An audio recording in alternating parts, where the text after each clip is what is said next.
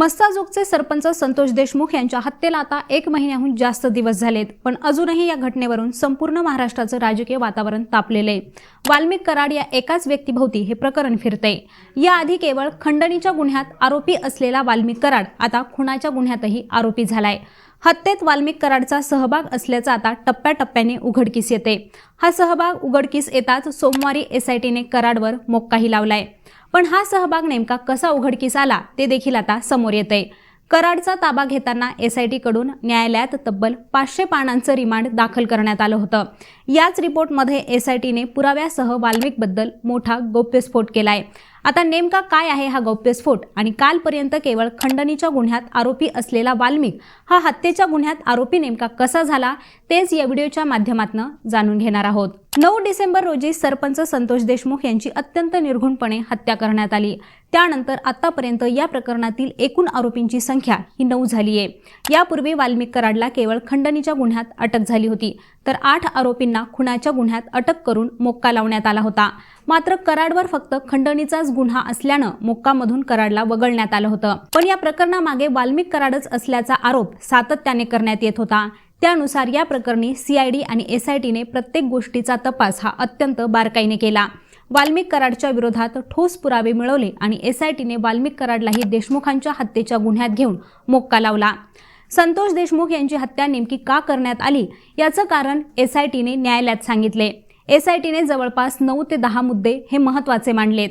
अवधा कंपनीकडून खंडणी मिळवताना संतोष देशमुख हे अडथळा ठरत होते, त्यामुळे त्यांचं अपहरण करून त्यांची हत्या करण्यात आल्याचा मोठा दावा एसआयटीने केलाय।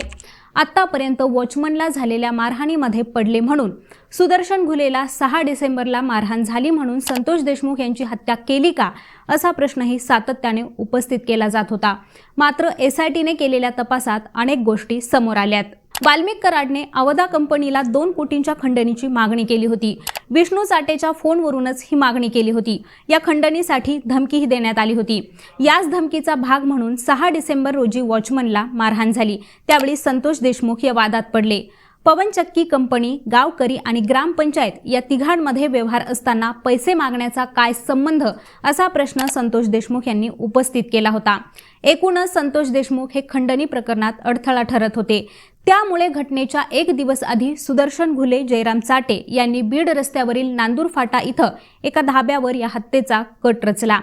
त्याशिवाय ज्या दिवशी देशमुखांची हत्या केली त्या दिवशी दुपारी 3:20 ते 3:40च्या दरम्यान वाल्मिक कराड, विष्णू चाटे आणि सुदर्शन घुले यांचा फोन कॉल झाला असा दावा एसआयटीने केलाय। वाल्मिक कराडची परदेशातही मालमत्ता असू शकते असा संशय एसआयटीला आहे। कराडची परदेशात मालमत्ता आहे का हे तपासायचं असल्याचं एसआयटीने न्यायालयात सांगितले।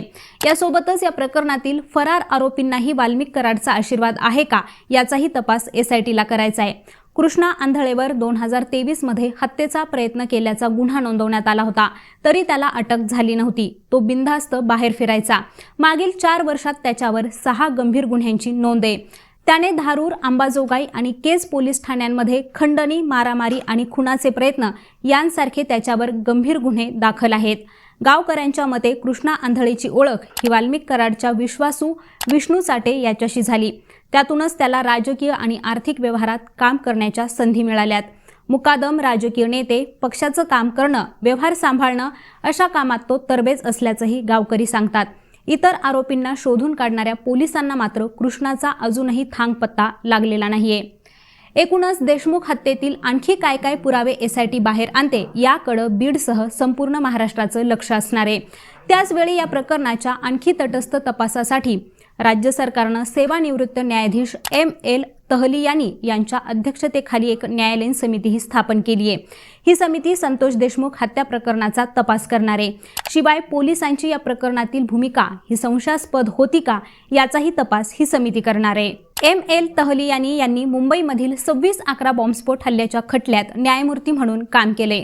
तसंच प्रसिद्ध दिवंगत गायक आणि संगीतकार गुलशन कुमार यांच्या हत्येच्या खटल्यावेळीही ते न्यायाधीश होते।